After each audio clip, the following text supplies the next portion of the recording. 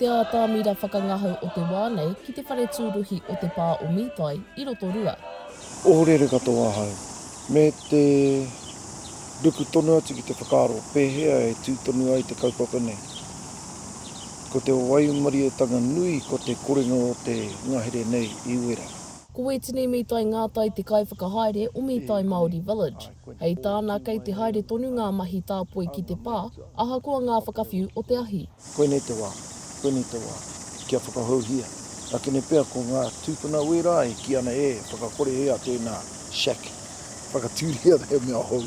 Pauri, hotu ana te ngākau, me te mōhio o ki te hitoria, ki Rotorua.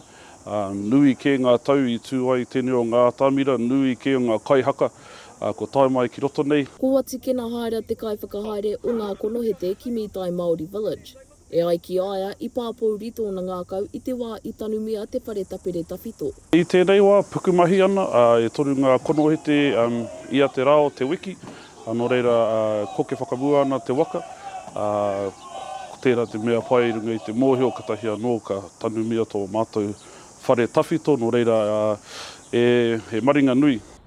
I te marama o noema i te rātou, koenei te mutunga mai o ngā maikuku o Mahuika, ka kāngia katoatia e ia i te whare tapere matua. Koenei te wāhi i tū te whare tapere tawhito mō ngā konohete ki Mitai Māori Village, a he nui tonu ngā mahi whakatikatika, ngā mahi whakapaipai hoki kia whakatū anō i tētahi whare hou. Ko te pātai nui, hei āwhia katū anō ai tētahi whare tapere hou. Mēnā kāre mātou i whakatū i ēnei ātāmira, ko te whāinga atu i tērā o karekau he mahi no reira. Me mate aha i tērā, me haere whakamua tonu. E hara mo mātou anaki, ngari mo te whānui e mahi anaki konei. E rua marama pēr i roto i te rua marama tēnā pēr ka whakatūria, ka tū mai ka haere anō ngā mahi konei. Aha koa nui ana ngā mahi, kai konei tonu ngā tāngatai.